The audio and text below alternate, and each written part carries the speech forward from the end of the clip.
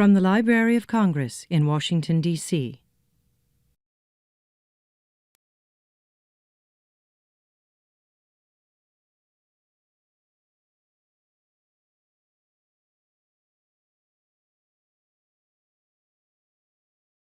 I'm John Cole. I'm the director of the Center for the Book in the Library of Congress, the part of the library that promotes books and reading and literacy in libraries.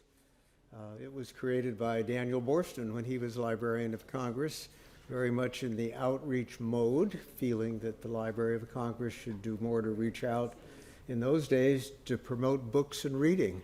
And literacy was not part of the vocabulary in particular in 1977-78.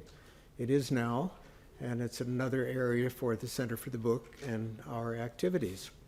We've been involved from the beginning with outside activities such as the National Book Festival, and we also have a network of state centers for the book that work with us to promote books, reading, literacy, and libraries.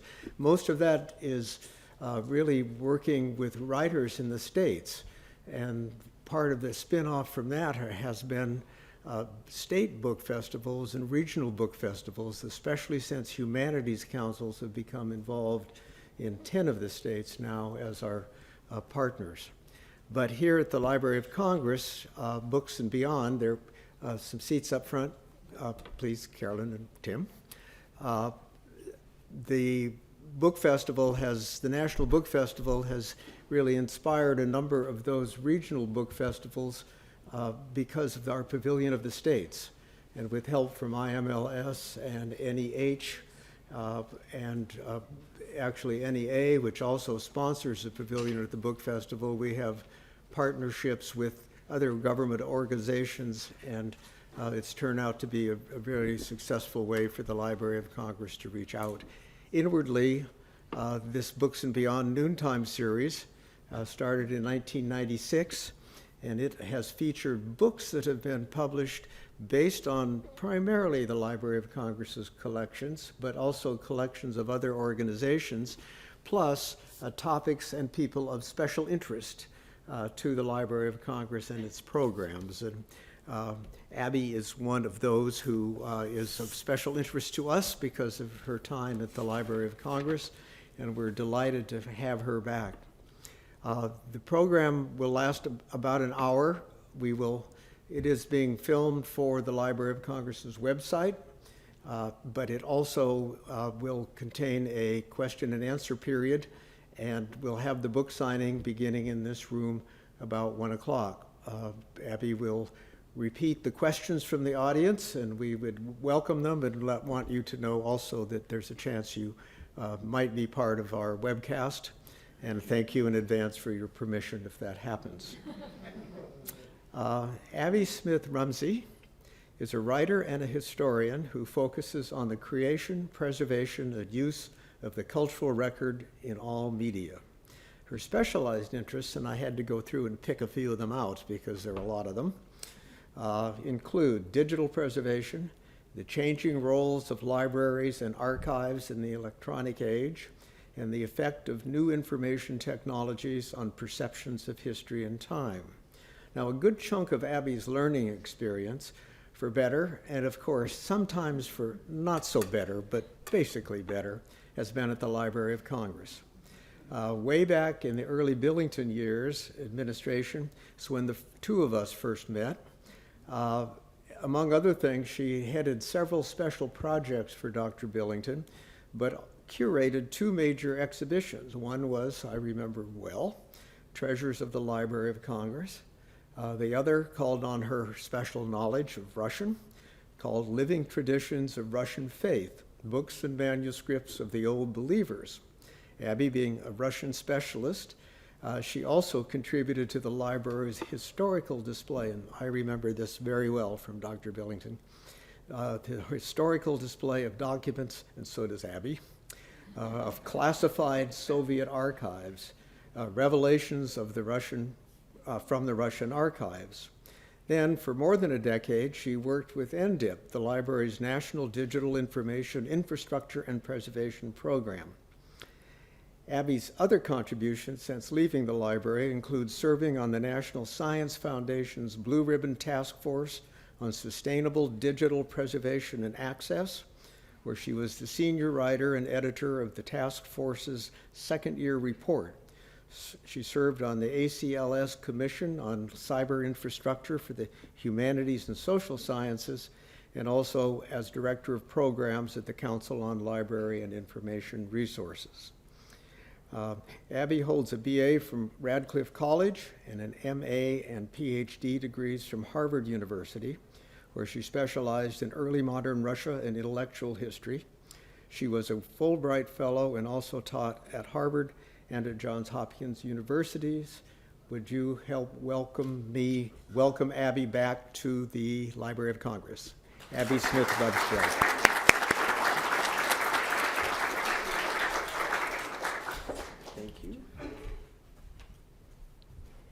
It is very nice to be back, even though I'm back with a different name and considerably grayer hair, but I'm very happy to be back. As you will see as I give this talk, and I'm not going to summarize my book, I'm just going to pull out a few things that I think are of special interest to this audience and other people who love the Library of Congress. But you will see that I'm going to talk about the technologies of memory and why it is that we need to pay attention to certain things as technologies move from print to digital. In particular, I want to focus on how changes in technology affect the fates of collective and personal memory.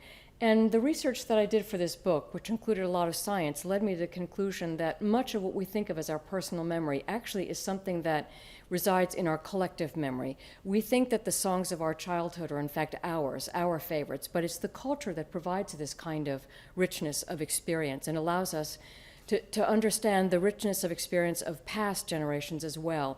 And so I think that of collective and personal as being, in some ways, very closely tied. Now, the question that I answer in this book, or at least I address, shall we say, with some answers, was actually as a consequence of some rather frightening wake-up call I got when I was actually doing the Treasures of the Library of Congress exhibition, when I realized that all of the things that we would be putting out in the artifacts that we would be putting out, even high-tech artifacts like wire recorders and things like that, would actually not even be there. There would be no artifacts in 100 years that we could put on display for another Treasures of the Library of Congress. And so I started to ask myself this question: what happens when this format, the default format for our memories, is replaced by this format, which incidentally is not only holding my, lots of books and music, but lots of other things as well. So in other words, what happens when we go from, there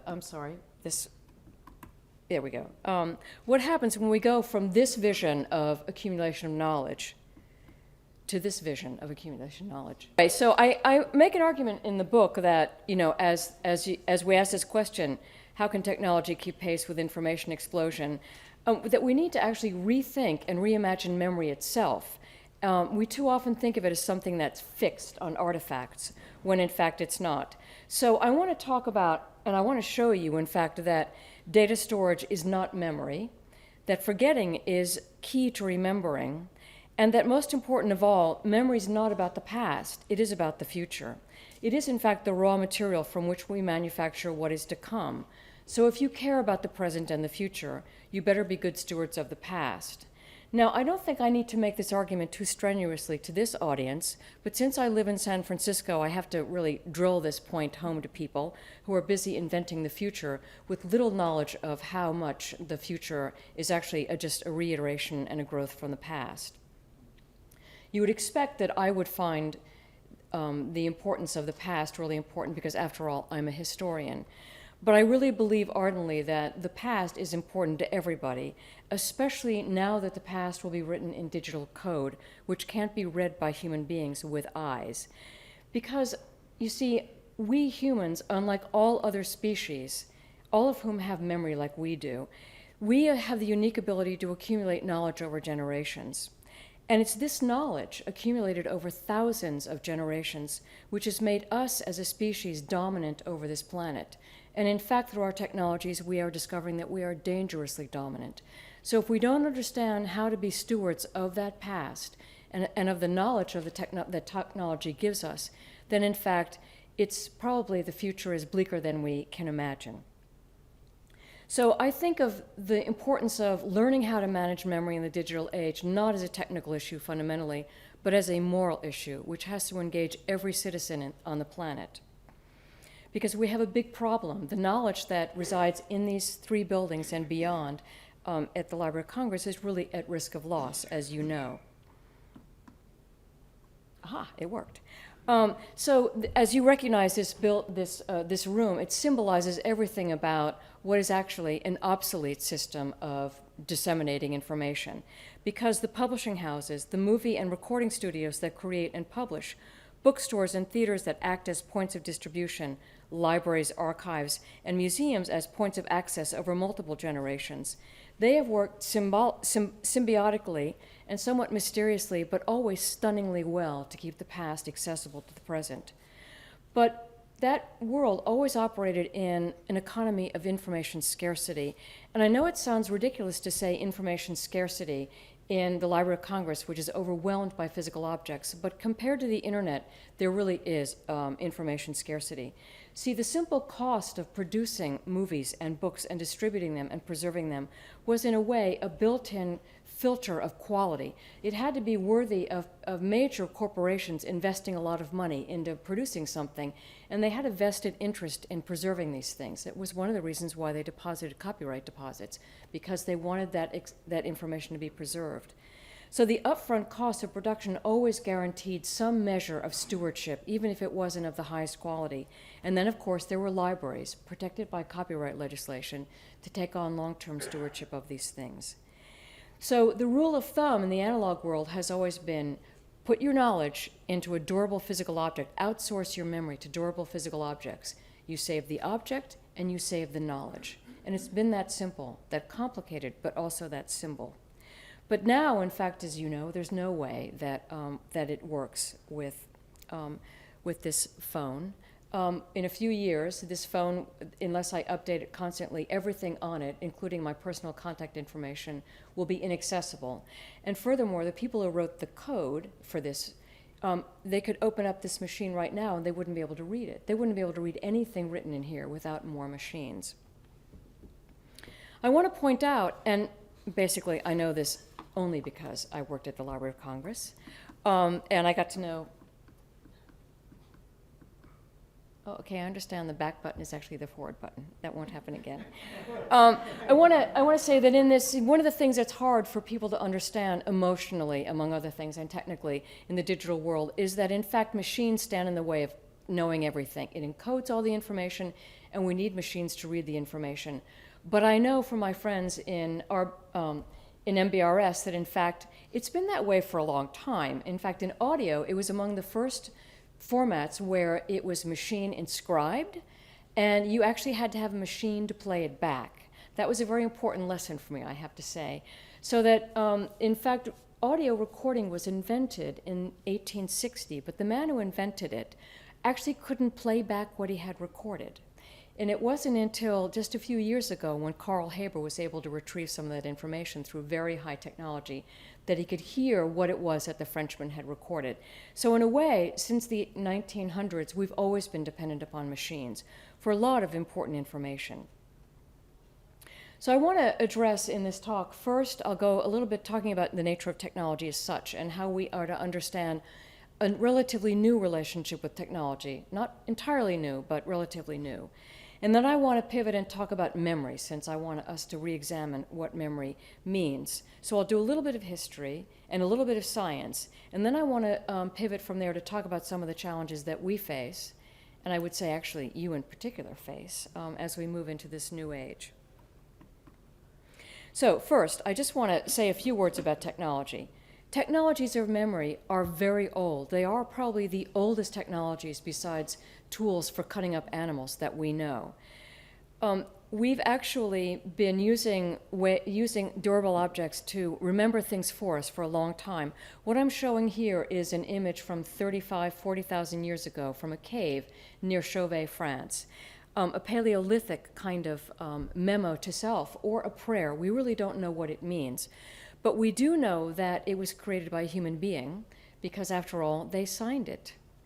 And that's one of the things that's so to us in the present age missing from moving from print to digital is the sense that machines actually have some human quality. And I want to talk about that because you'll see that if this is a Paleolithic selfie, the impulse to take selfies and to leave records of yourself is just as vibrant today. In fact, it's more vibrant in many ways. But the important thing about technology is that technology is simply a tool. It is an extension of human will. It actually has no power of its own other than what we grant to it. So I'm not at all a technological determinist. I don't believe that technologies will make us do anything, and the machines are inherently threatening to us. If machines are threatening to us, it's because we are threatening to ourselves. So that's why I'm very optimistic about trying to master memory in the digital age. Nothing is predetermined for us. You know, the reason I believe, and this is my personal opinion, the reason that we invented memory technologies to begin with, and the moment in history when we did, was what I think of as the Garden of Eden moment.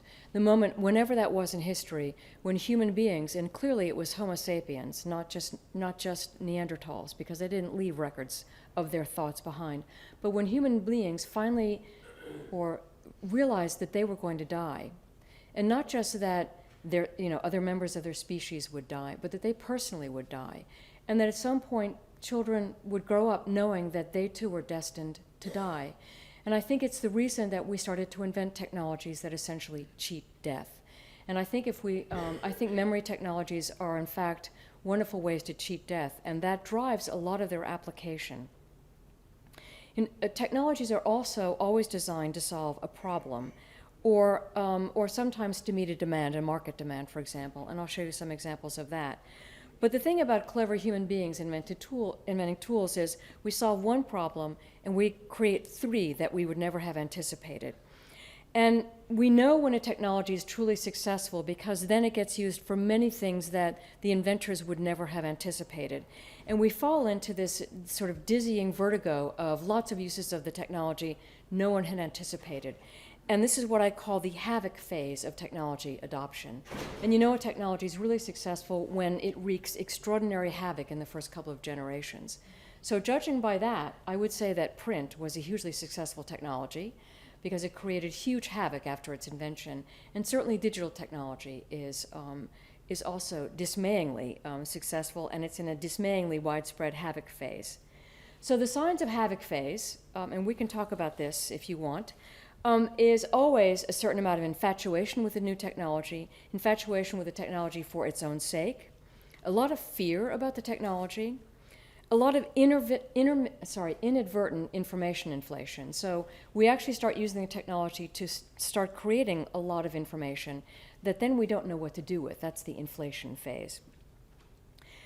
And we always find over time, after a couple of native generations have grown up with whatever technology, that we actually are able to tap into new human potentials, express something new about the human experience through these new technologies, and that's why they're so valuable to us. So we have new writers, we certainly have new audiences, and we also have changed perceptions about human destiny. Another thing that I learned working at the Library of Congress was how very powerful the invention of moving image, even silent film, was in changing the way that people were assimilated into American culture, for example, and the way that people started to tell stories, and the influence that movie-making narrative had subsequently on the way we think, the way we perceive time, and also the way we write. So I want to talk a little bit about some of the things we can expect from technology. Technology always inspires fear and also excitement. And some people praise a new information technology as disruptive and creative. I would say that's my tribe of Silicon Valley technologists that I live among now. And others condemn it as disruptive and destructive. And I want to talk about why both those things are a little bit too extreme and unrealistic. But I want to take as the sort of granddaddy, the example of the sort of curmudgeon of technology, Socrates. who famously warned that the invention of writing, something I think we all love ourselves, that the invention of writing would lead to ignorance and ultimately to the death of memory itself. And here I want to quote Socrates. For this invention, writing, will produce forgetfulness in the minds of those who learn to use it, because they will not practice their memory. Their trust in writing, produced by external characters which are no part of themselves, will discourage the use of their own memory within them. Users have invented an elixir not of memory, but of reminding. And you offer your pupils the appearance of wisdom, but not true wisdom, for they will read many things without instruction, and will therefore seem to know many things, when they are for the most part ignorant and hard to get along with, since they are not wise, but only appear wise. I think we could say, as I've heard many parents say, they don't know anything, they know where to look things up. So I think that's actually a very common reaction. But in my mind, Socrates got it wrong. It was actually the societies that adopted writing that progressed and extended the reach of knowledge. And as we will see, the reach of knowledge is also the reach of autonomy and self-liberation. And after all, let's not forget that if Plato hadn't been writing down what Socrates said, we wouldn't know that Socrates was ever alive. And Socrates was a great ironist. I'm sure that he knew that he would be immortal through the words of somebody else. But I love this example of Socrates because he points out first and foremost the moral hazard of actually outsourcing our memory to anything else. Once it leaves our physical custody, then in fact it begins to do things that we don't have any control over. And I think that's one of the underlying fears that we're encountering now in the digital age. When people put personal information online, for example, it's personal, they're sharing it personally, and they don't yet understand that it's a commercially owned platform that is using that data for its own purposes. So, the thing about technology is no one can predict how it's going to be naturalized by those curious beings, humans. And I want to take a case in point, one very familiar to all of you, and that is the case of Johannes Gutenberg, the goldsmith. He invented movable type, and he meant it to meet a very specific demand. He didn't actually intend to invent the Renaissance and the Reformation, which is what historians see in retrospect. He actually wanted to create, he didn't want to create even a newfangled technology. He was trying to produce a cheaper and faster version of an old-fangled thing, this thing, the giant Bible of Mainz. And those of you who've been to the Jefferson building will know what an amazing job he did of knocking off the old form. He wanted to give people something that looked like this, only cheaper and faster. So he was meeting a dark market demand. And I know as a historian of technology and ideas that within 50 years, the early adopters of this technology, you could say the early print adopters, the early print tech adopters that ran with the technology in the most innovative and effective ways, come in two tribes, then as they do now. Initially, there's a flourishing of pornography, and there was then. The pornographic images of the Pope, for example, were really quite vivid and were highly in demand. And the second group are what I would call euphemistically ideological dissidents. In the case of the Renaissance, they were people who were protesting the power of the papacy. And we call them, because they've become respectable, we call them Protestants now. But in fact, at the time, they were arguing for ideological and I'd say theological utopias that actually would be very familiar to us from the headlines. There wasn't anything that ISIS has invented in the way of human enforcement and persuasion that wasn't used by Protestant sects at that time. And the way they got a grip over the human imagination was in fact through the use of printing technology. Not that everybody read, but all you had to do was talk to somebody who had talked to somebody who had read something that the Protestants, these dissidents, had published. But there's always more. There's always an upside, not just a downside. And my favorite upside story of the printing revolution is this man, Michel de Montaigne, who was born in 1533, and you could say that he was among the first of the born print natives. And he became an author. He wrote his famous essays. He became an author because there was printing. If there weren't printing, he would have written those essays as manuscript letters and sent them to his family. Instead, he wrote his essays, he published them. He published them over many editions over his lifetime. And the whole genre of personal essay that he invented was so popular that it has never, ever gone out of print to this day. That's something all authors in new genres can aspire to. And in fact, one of the things that really struck me about Montaigne is that he didn't just invent a new genre, he invented a new appetite and a new way of readers thinking about themselves and altering the way they thought about themselves and what they were capable of.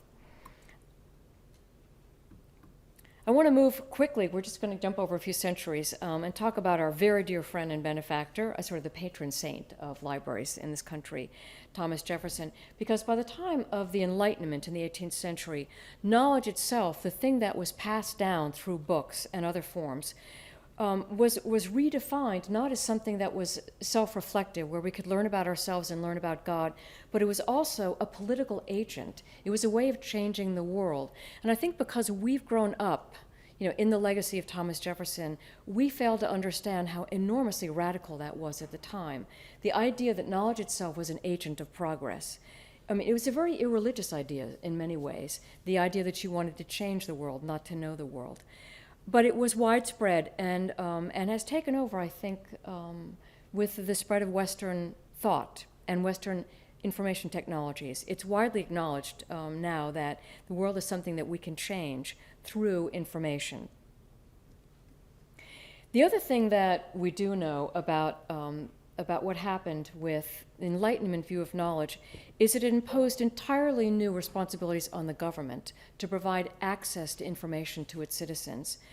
There was no way that Jefferson and his cohort believed that we could be good citizens without being well informed. And so we have public libraries, we have the freedom of the press, and the other things that we know about. The thing that fails to get lauded as much as freedom of the press and libraries as the responsibility of the government is the responsibility of citizens to stay informed. That was a part of the equation that we don't talk about very much today.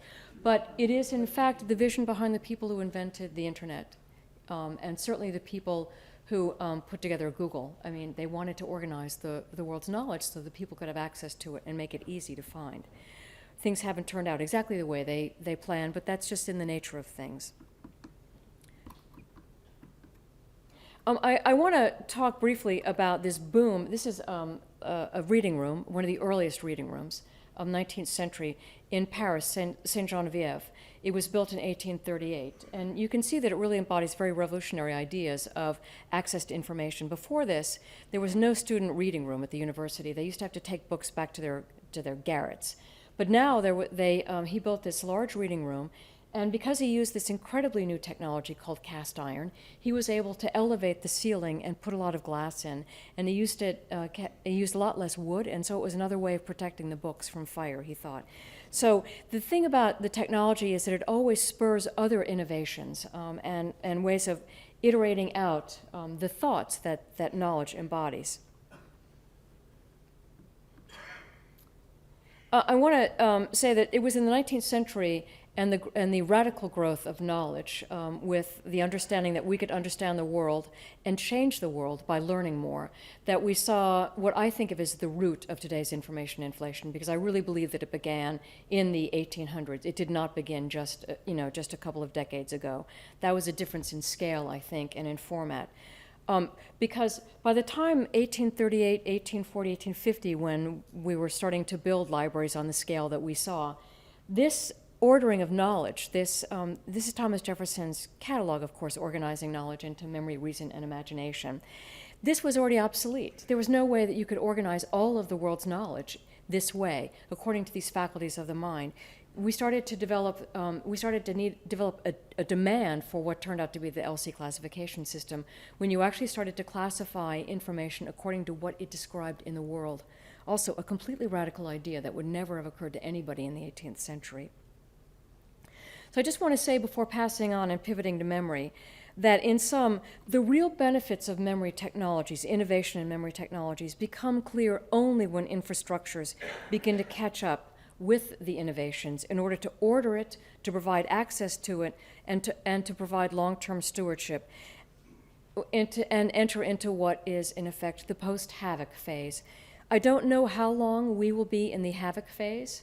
I think the post-Havoc phase will occur certainly after I'm gone, and probably when my granddaughter, who is a digital native, when she reaches my august age and lives well beyond it. People born now will live well beyond their 60s, 70s, 80s, well into their hundreds.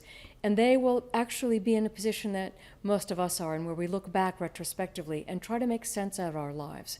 And that's when we begin to understand the value of not just keeping everything, but of ordering it in such a way that it begins to tell us a narrative and to make sense. So that in fact it does begin to map what we know and experienced in the world does begin to map to something within our brain, within our mind, within our spirit. So I want to pivot to memory now. And again, I have to confess that the whole idea of investigating memory as a way of the science of memory occurred when I was here at the Library of Congress and we hosted the Decade of the Brain. It's funny how so many of these insights I had into memory really were born here. So the purpose of memory, which is given to all creatures from amoebas to zebras, is to supplement the pre-programmed thing we're all born with, DNA. Everybody's born with DNA. It teaches us how to be an amoeba, a zebra, or a human being. But every one of us that's born needs to actually learn our environment. And so we're given this capacity by nature to remember the environment in which we live. We learn things and we store that learning. And when that learning, that memory, is no longer applicable for the world that we live in, we lose that memory. Memory is highly dynamic and it is intended to be highly dynamic. So just remember that forgetting is very important in memory because there's a limit to what any creature can know. The brain also has a capacity to sort out what's new. I mean, in order to figure out what it needs to remember, it memorizes the world. And in creatures that are as complicated as us, it takes many years for us to learn the world. That's why we spend the first 2 decades of our lives learning from our family and from the schools. And then by adulthood, we start to actually encounter things that reify, that reinforce what we've learned, and begin to act in the world and change what we know about the world. And the brain mysteriously can pick out what is, we still don't have any idea how it does this, but it actually takes in a lot of information every day in short-term memory. At night, when we're asleep, incidentally, sleep is very important for memory formation. In ways that we do not understand, it actually starts to sift out short-term memory that it doesn't think has any long-term value, and then consolidate the other memory into long-term memory. So we know from biology, and we are biological creatures, and our cultural habits are extensions of our biology. We know that information has long-term value to the extent that it has the potential for reuse. Now, I don't have to tell librarians that the whole point of preserving is in order to provide use in the future. But we don't actually, in the digital age, yet understand how data will be useful in the future. And I'll talk about that in a bit. But first, just brief examples, which I talk about in the book, which seems to come as a great surprise to many people who don't understand libraries and long-term memory.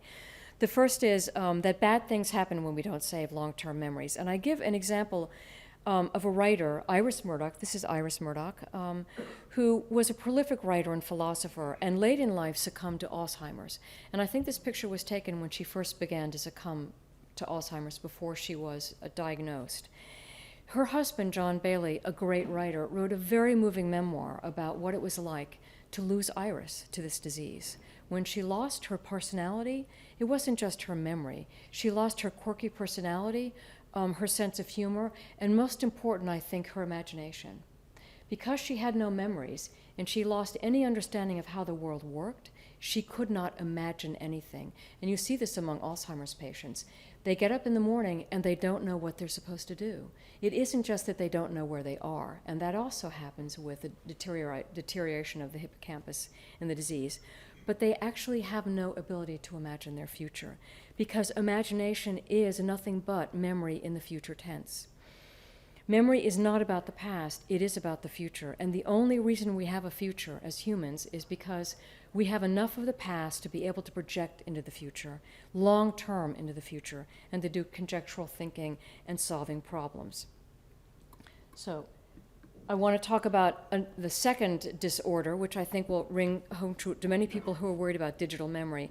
And that is the fact that good memory is not data storage. It requires forgetting. So we don't want to forget everything, and we certainly want to keep long-term memories, the equivalent of what cultural memories held in the Library of Congress and elsewhere. But we also can't store everything and think, okay, job done. That's memory. In the book, I talk about the patient of this man. This man is Jakob Luria. He was a Soviet-era scientist and psychologist who had a patient who couldn't forget anything. And he had more than a photographic memory. He actually had a kind of disorder of the brain whereby he couldn't consolidate any short-term memory into a long-term memory. So he memories, information stuck to his head like, I don't know, like flies to flypaper. But if you asked him to tell him a story, he couldn't understand how to put a narrative together. He didn't understand cause and effect. And he said, at the end of his life, that he actually was sort of waiting for life to begin because he had never really felt that it had quite begun. He didn't know what to expect. He couldn't hold down a job because he kept waiting for something to happen. Even though he had this great memory, he really couldn't move beyond that. And his doctor said that in reality, his life took place in dreams, not in reality. He had a family, a fine wife, and his son who was a success. But this too he perceived as though through a haze. Indeed, one would be hard put to say which was more real for him, the world of imagination in which he lived, or the world of reality in which he was but a temporary guest. So one of the tasks I think that's so important for us in this age is actually to figure out how to sift through important things so that we don't end up going into our memory palace and finding this. And I know this is an extremely cheap shot, forgive me, John. This is definitely one of my most favorite photographs of any place on the planet, let alone the Library of Congress. And it is actually a sign of librarians getting their house in order. But I do use this as an illustration of the kind of sort of memory palace that a man like S., his patient, would have encountered in his mind, because nothing actually was sorted. Everything was just in piles. This is an understanding. This is not a picture of S, but this is an artist rendering of what S must have felt like when he was trying to put things together in his head. And as you know, this was actually the Library of Congress moving in 1997. In 1897 into its new home, the Jefferson building. And one of the most treasured facts is that, of course, they outgrew that building pretty quickly. So we know that libraries abhor a vacuum, and so do servers. So does the internet, and so does YouTube and Instagram. So given that this is the challenge that I've laid out, what are memory institutions supposed to do now? And here, I'm not going to claim that I have any more knowledge than you, but I do want to let you know what I have been telling people who don't understand what the tasks at hand are. And I'll go very briefly through this because you already know the answers to this. First, I talk to people about how we need to rescue the past. And we can do that a lot through technologies. I really believe that in 20 years, if our analog assets, if our analog information is not accessible and findable online, even if it's just a pointer to something, then nobody will know that it exists, because people will by default go to the web, go to what the new version of the web is.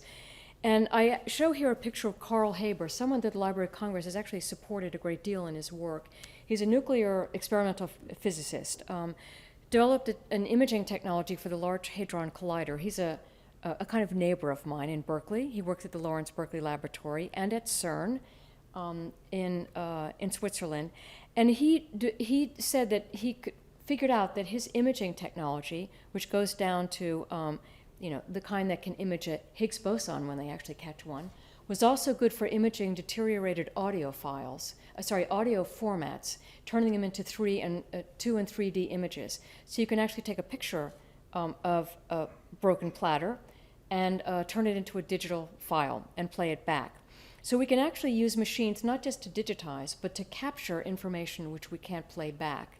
And as I think many of you know, when we convert things like ship's logs that have a lot of information about centuries of sea conditions over time, they're very hard to make sense of as a scientist for climate information if you have to read each page. But now that they've been digitized by the Wellcome Trust, and the Naval Museum in London, they're actually a source of huge information, pattern recognition, and great retrospective data for climate scientists. So I think, again, I tell people that there is more information lurking in old formats than we could possibly guess, because we don't know what technologies we'll be able to discover from what exists. The other thing that I preach, I think, to be fair, is to save the present. And this is an example of saving the present. You may know Brewster Kahle. This is a picture of him in the early days in his internet archive. This is one of the few archives dedicated to capturing the web and also making it freely available to people to actually upload their own images and their own files online. So it's more than just web archiving that he does on behalf of the public. He also allows individuals to put their files up. Many of you will wonder, what can people do in the interim while places like the Library of Congress are getting up to speed, while the infrastructure is being built out to start to steward the digital creation that's going on now. And I think this is a critical time when individuals have a huge difference to play. They need to develop their own curatorial profile, save their own files, and develop a kind of digital persona, and take responsibility for ensuring that all of the data that they want saved, which they posted to Facebook or which is on Gmail or something, some platform that is not their own, that they are able to preserve it themselves, and if they wish to share it, and that there be more places like the Internet Archive where it can be deposited, and hopefully places where it can be deposited without being shown for long periods of time if they wish to have an embargo. I just want to, before I close, say that the final risk, I think, and I want to get back to the moral issue, is that we are in a period when we believe that progress is never-ending, and that, in fact, the knowledge that we have now will at some point, supersede the knowledge the knowledge we create supersedes past knowledge. And all I can say is that nothing could be further from the truth. This is from an atlas in the 1850s, in which the scientists who became mad about cataloging all extinct species because they finally understood there were extinct species, put together catalogs full of extinct species, including, you can see in the corner above the volcano, the dodo. And I would say to my friends in the Library of Congress, finally, the most important lesson I learned here, which I hope I address adequately for your sake in my book, is the importance of never ever looking at knowledge created by human beings and societies as extinct and superseded, that cultures can come and go, but no human knowledge is ever extinct, and it's never worthy of being blown away or flushed away or simply overwritten. It's very important in the digital world that we understand that the faster culture moves ahead, the more we actually need the past, the ancient past in some cases, to help us struggle with the future. And I just give you an example that without recovering the classical learning that was mostly lost from the Library of Alexandria, that we would never have had the Renaissance, never have had the Reformation, we wouldn't have the modern era. And it was simply because, in fact, the Library of Alexandria, although it was allowed to dissipate, never actually totally disappeared.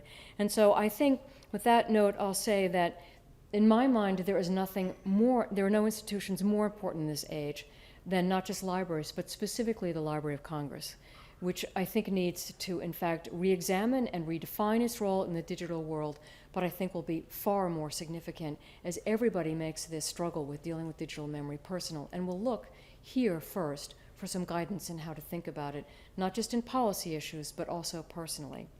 So I want to thank you all very much, and I know I've talked for quite a while, and I'm eager to hear your questions.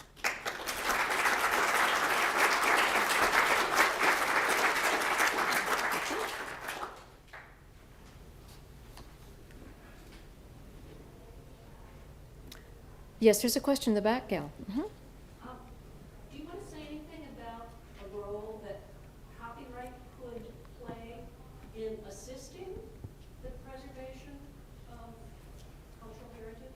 Yeah, the question is what role could copyright play in assisting cultural heritage preservation, right, digital? Well, it could actually if we had some robust, digitally friendly copyright laws. Although I have to say, and you know, I mean, I was involved in some of this work with NDIP, as many of you may know. NDIP did look seriously at making recommendations, did make recommendations through the Copyright Office to updating the copyright law for the digital age. And I've actually come to the cautious conclusion, and I'm sorry to say this in this company in some ways, but I actually wonder if copyright is any longer the most effective way of ensuring that things get deposited to a central location like the Library of Congress, and then the Library of Congress become the sole institution which actually can take responsibility for preserving this. At least in the UK, there's a distributed copyright deposit system. But I think because the copyright system has been lagging so far behind in the digital age, that people have simply developed new ways to get around it. It wasn't working, and so people now just, well, you know, publishers actually don't sell anything, and they don't allow copyright in some ways to be invoked because they license materials. And that seems to be working very well as a business model for many publishers. So I have to admit that I don't know the answer to that question. I really don't know how copyright can serve as direct a salvation role, shall we say, in cultural preservation, because we will not be saving physical objects. You know, we won't be able to acquire an object and keep it safe for a long period of time and then look at it in 50 years. We have to also have the code and a lot of things which are, you know, not covered by copyright law in terms of proprietary issues. But there's always hope. Yes? I'm wondering what groups are out there today that are trying to perhaps interact with the Library of Congress or government agencies to preserve digital information for the future. The question was, what are the groups out there that are working with the Library of Congress and government agencies on extending the life of digital information, shall we say? Well, I certainly know that, I think it is reasonable to assume that there are two sectors who have solved a large number of problems that we in the cultural area aspire to solve. And those would be first the commercial sector, and I'm really talking about the technology behemoths like Amazon and Apple and Google, whose lifeblood is the reuse of digital data. So they're very interested in reusing data, and reuse of data, securing reuse of data is the first step in long-term preservation in the digital world. The other group, which I don't know anything about, anybody want to enlighten me, is of course our national security agencies. They also, and the DOD. And you said which government agencies have been working with the Library of Congress, and I'd say, well, I don't know which ones have been working with the Library of Congress. But I do think that, and I can't say this about national security, but I can say in my limited observations of the technology sector is that if consumers demand certain services from Facebook and Google and Apple, they will be met more than halfway. When consumers first realized the privacy settings in Facebook actually weren't very private at all, they demanded that they be modified, and Facebook modified them. I think consumers will always be one step behind, but I do think that there's reason to hope that Amazon, Apple, and Google, well, probably not Google, but Amazon and Apple, are working very strenuously on developing consumer-based digital preservation solutions. So there would be, just like they have solutions for buying music and buying books, that you'll be able to do something more than just rent space on Amazon Cloud. You will be able actually to have very tailor-made digital archiving programs. But I don't know very much more than that people are working on it at the consumer level. Yes, Carl? Well, I'd mention in the same breath, in addition to the ones you ticked off, science and science-related domains, that there's a tremendous amount going on with weather data, astronomical data, and so on, that is seemingly being managed and curated and preserved. Right. Carl is just pointing out that, in fact, a lot of the weather data and scientific data is seemingly being managed and preserved. And in fact, we did, when I was on the NSF task force, there was a while ago, but there were It's pretty clear that they understand there's an urgent issue, and there are a lot of problems they haven't solved, but they are endeavoring to get money from the government to solve them. You're right, Carl. Yes. Again, when I start ask questions, I always have to say I'm not from the United States. I'm from the Caribbean, so I'm from a different part of the world. And one of the big problems that right away comes to, obviously to the fore in this is that in Africa, well, in the Caribbean is a little bit different. The Caribbean is a kind of second-rate, second-tier world. But Central America, places Latin America, Asia, a lot of this digitalization. At the same time, while tremendous quick societal changes are taking place in oral-based cultures, I mean, you emphasize the fact that, we need to remember the past and to be able to navigate the future. If this oral-based culture is continually being lost at a tremendous speed without inability, I mean, I see it even in my little island of St. Martin, that you go and you ask people about the name of a person, and flat out, nobody can remember the person. The person just disappeared in this kind of memory hole, right? So that's the first thing. The second thing is a big problem. Then what type of memory is being remembered here, right? Mostly memory of the so-called First War, but all of its horrific limitations, right, is being fundamentally, well, not fundamental, but mostly remembered, right? Which reflects in a very ugly way back on us. And the third, I think, most important thing that they didn't talk about here, but that Socrates and others, I think, is touching on, is how do we keep memory alive and keep memory vibrant, even in a digital sense, when memory is based on, in essence, a whole set of communal solidarities, a whole set of a kind of a communal togetherness. And if this communal togetherness, as we see here in the West, right, where I'm from, the fracturing and the breaking down at a horrific speed, and the individualization and atomization of the individual, right?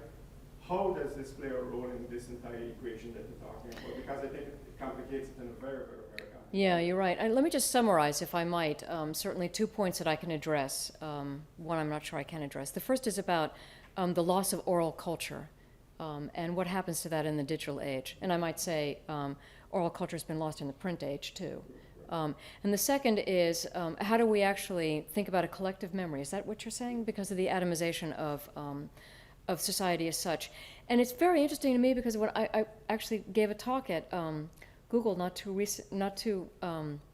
fairly recently, and the audience was much younger, and they had a extremely different set of experiences than and perspective than this audience. And in fact, they were very much saying, but the great thing about the internet is it's like, I've read this thing about oral culture. It's like we're reinstituting a kind of oral culture where people tell each other stories all the time, and we share things through Instagram and Facebook, and so they actually wanted me to talk about, as an intellectual, about oral culture and the shifts that happen in the human psyche and human community relations when oral culture went to print.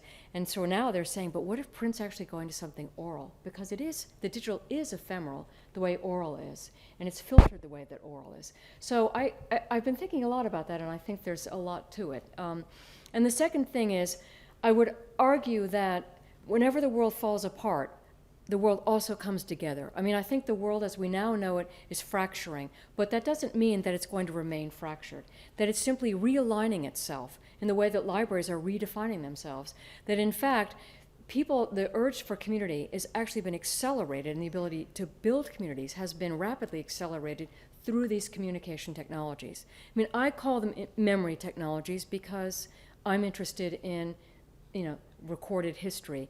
But in fact, for most people, these are like telephone calls. I mean, they're actually communication technologies. And through those, they actually are building very wide communities. I think that the social media are so successful because they enable people to build communities and to tailor communities and to find like-minded people, even if they're physically distant. So I would actually argue that, in fact, although one set of community organizations, in my mind actually very much around church, are breaking down in certain communities, certainly in the West. His gentleman's from St. Martin, so it might be different in his in the Caribbean. But that in fact, people have a hunger for community, and they're just, one reason why young people love this technology so much is because they get to create their own communities, and they glom onto it, and they don't care whether we approve of it or not. Well, that's part of being young, I suppose. So I'm actually quite optimistic about that, and I look forward to actually following the emergence or the redefinition of orality as a kind of cultural exchange through this medium. Are there other questions, comments? Okay, well, I want to thank you all very much, and I want to say a word before we break about how really happy I am to be able to thank John Cole for everything that he's done. In some ways, John's responsible for at least the good parts in this book, because if it weren't for John, I would never actually have been hired and allowed to stay on at the Library of Congress.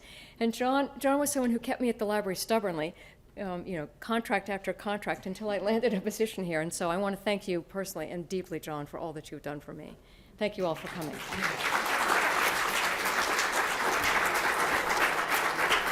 Very grateful. Well, thank you, Abby. That was not part of the deal. But I do have a story about the picture that Abby showed in the 1897 building of everything on the floor. That picture first appeared in my first chronology, which was published in 1978, and the only reason it was allowed to appear was I didn't tell the publishing officer that the communications officer said never use that picture and never allowed it to be published until suddenly there it is, and it was fun to see that again. So communication does get into this in every way. Well, Abby, that was a wonderful talk, and I want you to know that Abby's book is getting wonderful reviews, and we're very pleased that she told us about it and that she is here today. So we're previewing this for the Library of Congress staff. You can buy a copy if there are a few left, and it looks like there are, at the Library of Congress discount, and get her to sign it. And let me offer our congratulations to Abby on learning the lessons so well here and being able to articulate them on our behalf, just in the way we like them to be put forward into the world, and for her wonderful words about the Library of Congress itself. Let's give Abby Smith Rumsey another round of applause. This has been a presentation of the Library of Congress. Visit us at loc.gov.